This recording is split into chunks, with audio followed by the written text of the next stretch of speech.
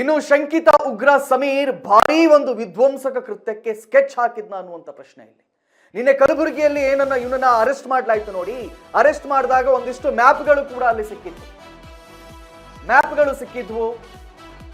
ಉತ್ತರ ಪ್ರದೇಶದಿಂದ ತನಿಖಾ ತಂಡ ಬಂದು ಆತನನ್ನ ಅರೆಸ್ಟ್ ಮಾಡಲಾಗಿತ್ತು. ನಿನ್ನೆ ಕಲಬುರಗಿಯಲ್ಲಿ ಅರೆಸ್ಟ್ ಆಗಿರುವಂತ ಉಗ್ರ ಸಮೀರ್ ಭಾರೀ ಒಂದು ಪಾಕ್ ನಂಟು ಹೊಂದಿದ್ದಂತ ಆರೋಪದಲ್ಲಿ ಸಮೀರನ್ನ ಅರೆಸ್ಟ್ ಮಾಡಲಾಯಿತು. ಆದ್ರೆ ಭಾರಿ ಒಂದು ವಿಧ್ವಂಸಕ ಕೃತ್ಯಕ್ಕೆ ಆತ ಮುಂದಾಗಿದ್ದ ಅಂತ ಈಗ ಅನುಮಾನ ಬರ್ತಾ ಇದೆ. ಬಂಧಿತ ಸಮೀರ್ ಮೊಬೈಲ್ ಪರಿಶೀಲಿಸಿದಾಗ ಪೊಲೀಸರೇ ಶಾಕ್ ಆಗಿದ್ದಾರಂತೆ. ಮೊಬೈಲ್ ನಲ್ಲಿ ಸಿಕ್ಕ ವಿಡಿಯೋದಲ್ಲಿ ಭಾರತದ ನಕ್ಷೆ ಪತ್ತೆ ಆಗಿದೆ. ಎಲ್ಲೆಲ್ಲಿ ಏನೇನಿದೆ ಇದೆಲ್ಲದೂ ಕೂಡ ಗೊತ್ತಾಗಿದೆ. ಜಮ್ಮು ಕಾಶ್ಮೀರವನ್ನ ಭಾರತದಿಂದ ಹೊರಗಿಟ್ಟ ಭಾರತದ ಮ್ಯಾಪ್. ಓಕೆ, ಕಾಶ್ಮೀರವನ್ನ ಪಾಕಿಸ್ತಾನದ ಜೊತೆ ಜೋಡಿಸಿರುವಂತಹ ವಿಡಿಯೋ ಆ ಮೊಬೈಲ್ ಅಲ್ಲಿ ಸಿಕ್ಕಿದೆ.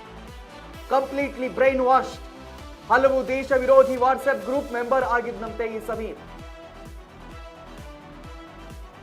ವೆಮನ್ ಮತ್ತು ಜೆಟ್ 333 ವಾಟ್ಸ್ಆಪ್ ಗ್ರೂಪ್ ಸದಸ್ಯನಾಗಿದ್ದಂತಹ ಸಮೀರ್. ರಾಣಭಾಯ್ 333 ಗ್ರೂಪ್ ಸೇರಿ ಹಲವು ಗ್ರೂಪ್ನಲ್ಲಿ ಸಮೀರ್ ಕಾಣಿಸಿಕೊಂಡಿದ್ದ. ದೇಶ ವಿರೋಧಿ ಕೋಮು ಸಂಘರ್ಷ ಸೃಷ್ಟಿಸುವ ವಿಚಾರಗಳ ಕುರಿತಾಗಿ ಆ ಗ್ರೂಪ್ಗಳಲ್ಲಿ ನಿರಂತರವಾಗಿ ಚರ್ಚೆ ಆಗ್ತಾ ಇತ್ತು. 20ಕ್ಕೂ ಹೆಚ್ಚು ಇನ್ಸ್ಟಾಗ್ರಾಮ್ ಖಾತೆಗಳನ್ನು ನಿರ್ವಹಿಸ್ತಾ ಇದ್ದಂತೆ ಇದೇ ಸಮೀರ್. ಪಾಕಿಸ್ತಾನದ ಭಯೋತ್ಪಾದಕ ಸಂಘಟನೆಗಳ ಜೊತೆ ಸಂಪರ್ಕವನ್ನ ಹೊಂದಿದ್ದ ಈತ. ಉಗ್ರ ಗುಂಪುಗಳಿಗೆ ಯುವಕರನ್ನ ಸರಬರಾಜು ಮಾಡುವಂತಹ ಅಥವಾ ಅವರ ಬ್ರೈನ್ ವಾಶ್ ಮಾಡಿ ಕಳಿಸುವಂತಹ ಕೆಲಸವನ್ನ ಕೂಡ ಈತ ಮಾಡ್ತಾ ಇದ್ದ. ನಾವು ತೋರಿಸ್ತಾ ಇದ್ವಿ ಶಂಕಿತ ಉಗ್ರ ಬಂಧಿತನಾಗಿರ್ತಕ್ಕಂಥ ಸಮೀರ್.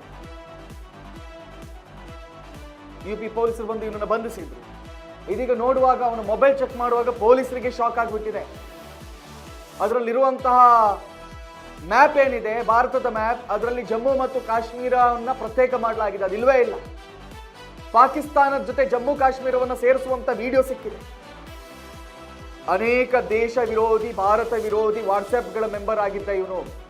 ನಿರಂತರವಾಗಿ ಚರ್ಚೆ ಮಾಡ್ತಿದ್ದ ಯಾವ ರೀತಿ ನಾವು ಕೋಮು ಸಂಘರ್ಷವನ್ನು ಉಂಟಾಗಬೇಕು, ಏನೇನು ಮಾಡಬೇಕು ಅಂತ ಹೇಳಿ.